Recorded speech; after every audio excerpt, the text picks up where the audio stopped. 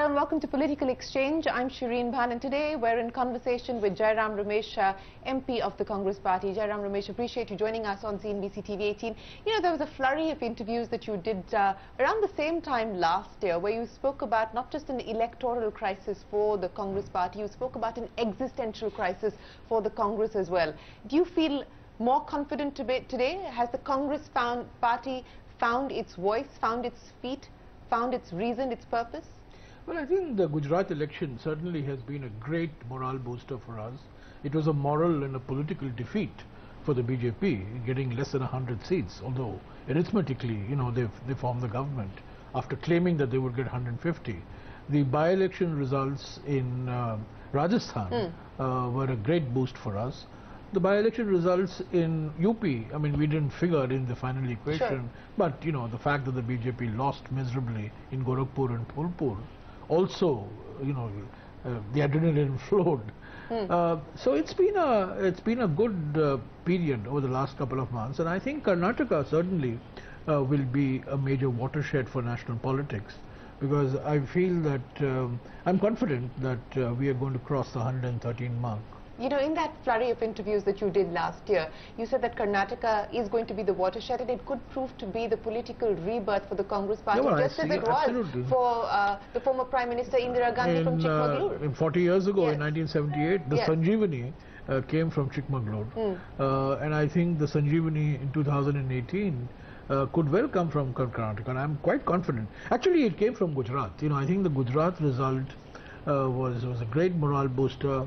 Mr. Rahul Gandhi emerged as an aggressive campaigner, interactive campaigner, which he has continued in Karnataka. But the added advantage we have in Karnataka is that we have a strong local leader. We have a mass leader, one of the few mass leaders left in Indian politics. So today the BJP is going to quite literally carpet bomb Karnataka, from the Prime Minister to Yogi Adityanath to other star campaigners. You believe this is going to make no difference? Do you believe that the battle between the Prime Minister and the Chief Minister will work in the favour of the sitting Chief Minister? I think Mr. Modi, the more Amit Shah campaigns, the more Yogi Adityanath campaigns, I think the better off we will be, because they just, you know, they have the only campaign strategy they know is the polarization strategy.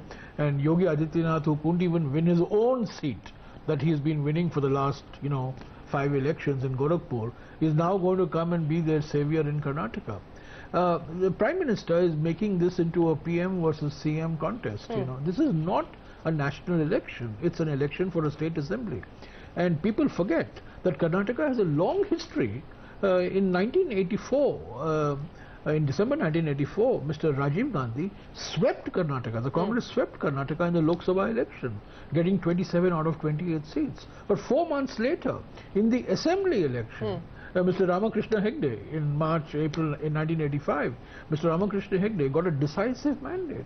So Karnataka has had a long history of differentiating national level politics from state level politics. This is a state election, and I think people are going to vote for Siddaramaiah, people are going to vote for the Congress, and not for Mr. Modi. What if, as some polls seem to suggest, and I don't know whether there is any currency to the polls that you attach, but if some polls suggest that it is likely to be a hung assembly, there already seems to be a camaraderie emerging publicly now between Prime Minister Modi and Deve Gowda.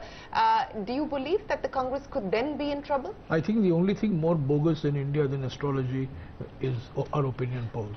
Unless they're in your favour. No, I don't believe in these opinion polls a bit.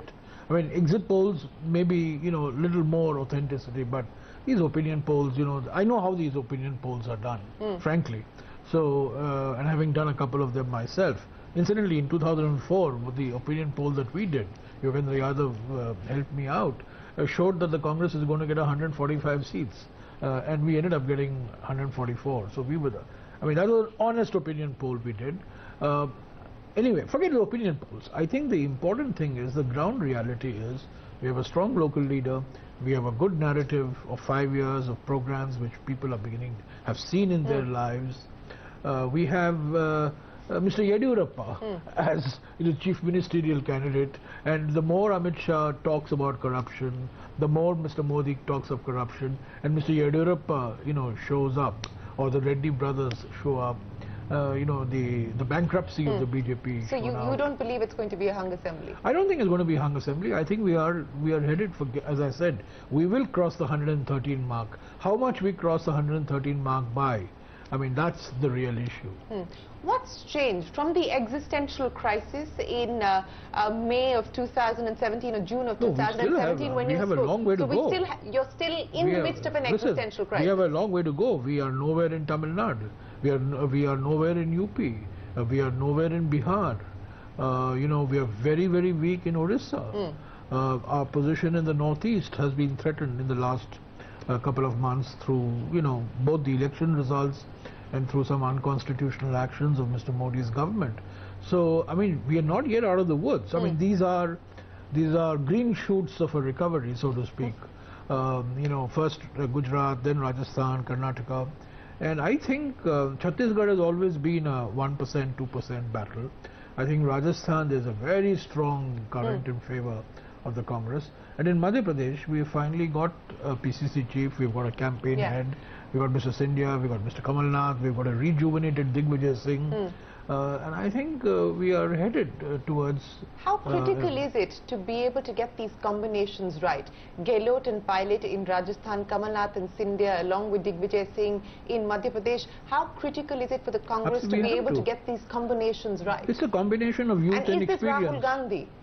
No, I think Mr. Rahul Gandhi is, after all, he's the Congress president, and he's the one who has, butted their heads together, bringing youth and experience together, bringing the experience of Gehlot and the youth of Sachin Pilot or Scindia and Kamal Nath and Digvijay Singh. I think we have to pull ourselves together. We can't be complicit. There is nothing automatic about anti-incumbency in these three states. We have to really go out and slog. And we've been out of power for 15 years in two of these three states. You're right when you say that there's nothing automatic about being able to capitalize on anti-incumbency. I want to go back again and talk to you about the fact that there seems to be a change in strategy where local leaders are being empowered more, whether it's Mr. Siddaramaiah or it is in Rajasthan or now perhaps there is no in option, or Amrinder Singh in Punjab. Yes. Absolutely no option. Is this now a considered deliberate attempt on the part of the Congress party to change the Sultanate model as you criticized it as well? No, there is just the way to survive and the way to grow in the years to come is to build strong state level leaders. And not But is this now a serious realization, and is this going to drive strategy? Mr. Gandhi has been talking about this. He has demonstrated, he has walked the talk with Amrinder Singh, with Siddaramaiah, with Mr. Gehlot. I think the important thing is really to project, to find new, credible, young faces in each of the states and build them up as leaders for the future. Absolutely. I mean, this command and control top-down model of political management will not work in the years to come. Is the Congress a little less irrelevant than it was last year? You said that you're not out of the woods. A lot of work needs to be done in terms of being able to put your strategy, if I could call it the repair strategy, the rejuvenation strategy. Where are you today, and what are the next steps? Well, we have a number of alliances in a number of states. We have an alliance in Maharashtra. We've always had an alliance in Kerala. We have an alliance in Jharkhand. We are talking to other political parties. So what do you make of the possibility of this federal front led by people like Mamata Banerjee and KCR, etc.? Everybody is jockeying, for position, but it's very clear that the 2019 election is going to see either a BJP coalition, a BJP-led coalition, or a coalition in which the Congress plays the anchor or the pivot role. I mean, so it's all positioning now. Every regional leader is positioning, but Mamata Banerjee can't get a seat out of outside West Bengal. KCR can't get a seat outside Telangana. Stalin cannot get a seat outside Tamil Nadu. The only two political parties with a national footprint but is the BJP and the Congress. Is the Congress ready to play pivot, which means also to be able to reach out to these political parties and perhaps cede some ground? Well, we did it in 2004. We had pre-poll alliances in 2004. Are we likely to see pre-poll alliances? We already have. What do you mean? That's an academic. I mean, we already have pre-poll alliances. I've given you an example. We've had a pre-poll alliance in Jharkhand. We've had a pre-poll alliance in Maharashtra. We always have pre-poll alliances in Kerala. The Kerala is the UDF versus the LDF. So we have had a pre-poll alliance in Tamil Nadu, you know, in previous elections. So the Congress has given up. See, in 1998, when we had our Pachmandi conclave, we took the stand that the Congress is the natural party of governance, and therefore we will not get into any alliances. By 2003, in Simla, Mrs. Sonia Gandhi had changed that mindset and said, no, we are open for alliances with like-minded progressive forces. And that's what enabled us to come to power in 2004. So ideally, I would like the Congress to get 272 on its own. But, you know, one has to be realistic. You know, the prospect of the Congress getting 272 on its own, barring a tsunami in our favor, doesn't seem to be on the cards in 2019. So we have to have an intelligent coalition, which we had in 2004, you know.